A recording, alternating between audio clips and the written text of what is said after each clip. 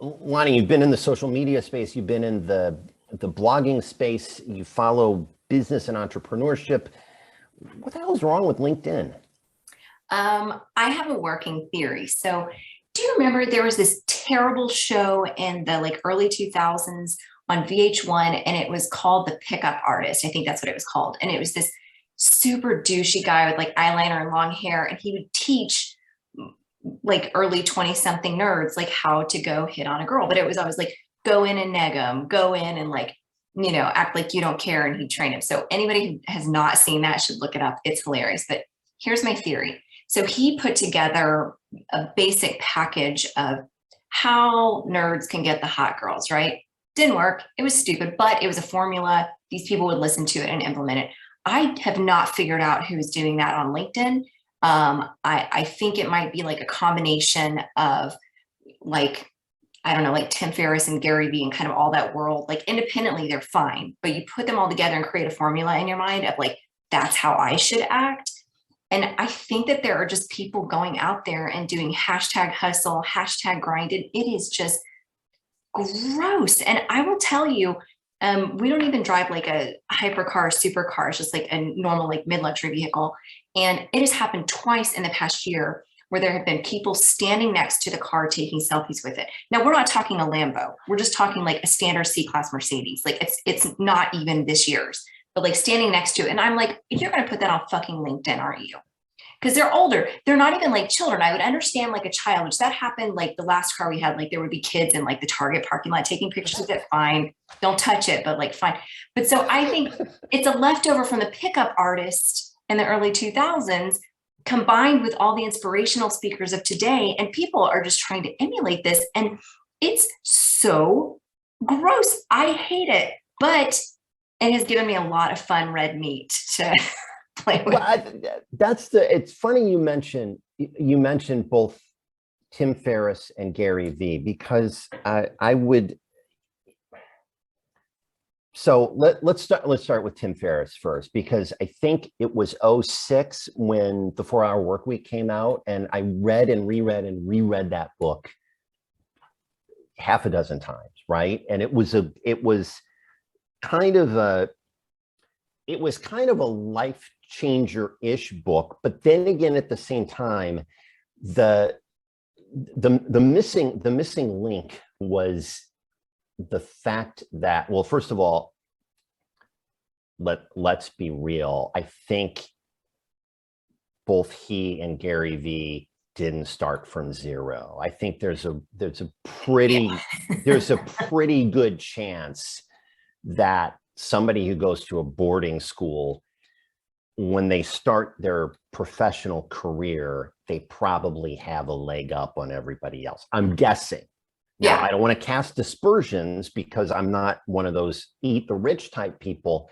But if you're starting with 6 or 7 figures to play with, it's kind of easy to figure out what works and what doesn't. Then the other part of that is they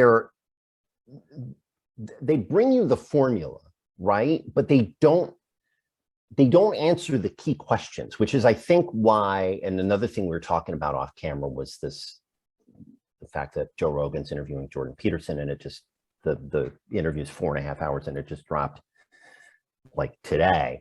And there's a search for meaning, right? And I don't want to get too philosophical, but there seems to be a search for meaning in work or family or hobbies or whatever, that if you're part of the hustle culture crowd, you can figure out how to take, if you're part of the hustle culture crowd and you've got something to start with, you can figure out how to take care of those things if work is not fulfilling.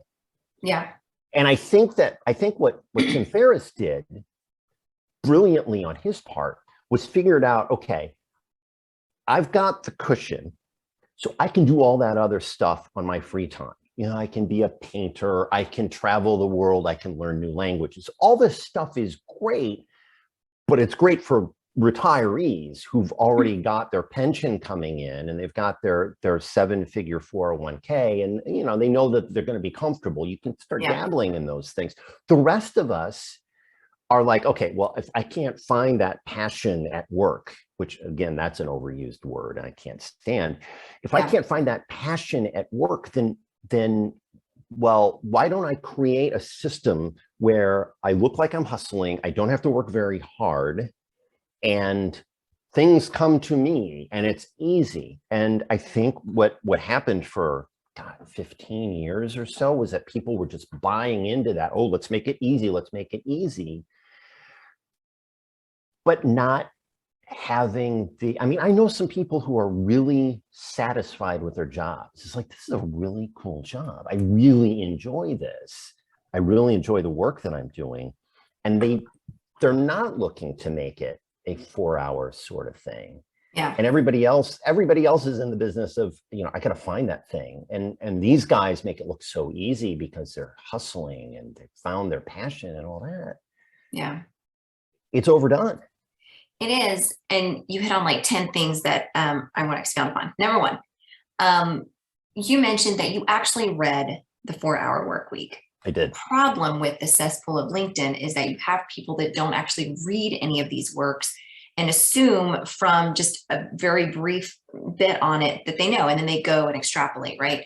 And so that's the first problem is there's a culture in the like hustle and grind culture of emulation, but they don't typically complete the package of like actually ingesting the information. So for an example, I love bagging on those types of people.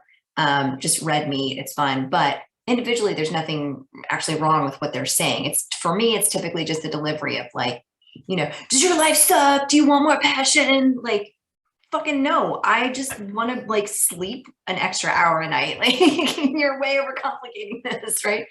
But so I think part of the LinkedIn culture that we were talking about is an emulation of people that they see as success, because part of that like hustle and grind culture that's so pervasive does a couple of really dangerous things. First of all, it glamorizes like the 16-hour workday, which I know is the opposite of what Tim Ferriss has said, but like it glamorizes like not sleeping. It glamorizes like hustling until you're, almost dead. And that's great if you're 22 and you have the energy to do that. And I think it's easy to glamorize. You hit 30 and you're kind of like, oh, this isn't as easy. Then you hit 40 and you're like, I'm not fucking doing that. Why would I do like, I'm way too smart. I can work much more effectively than that now, right?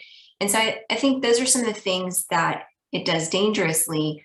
But I think that because they are able to make it look easy, I think that's the gravest sin that they have no control over, but that is taken and extrapolated into these like kids taking a picture with our freaking one of our cars, trying to act like they have a Rolex. I'm like, bro, that's not a Rolex and that's not your car. And you're not successful because the bottom line with that mentality is it's two things. It's fake it till you make it, which I think there's some merit to that in a corporate setting, but like not necessarily in an entrepreneurial setting. You have to pay your dues just like anyone else. It doesn't come easily, even if you're rich. And the second part is those types of people tend to also be the like get rich quick people. And in another era, like when we were much younger, that would have been like the people that would have figured out like how to resell like yellow pages or something, right?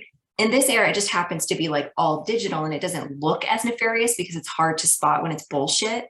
But like there is kind of a get rich quick mentality because people think they're just going to get online and they're going to be Noah Kagan. No, he fucking paid his dues and worked really hard for a really long time. And he still hustles his ass off and makes no bones about it. But like, none of this just came easily, but that's what it looks like. I would agree that some of these select individuals that are like the inspirational types had some padding going in, but they still had to do the work and people don't see that part.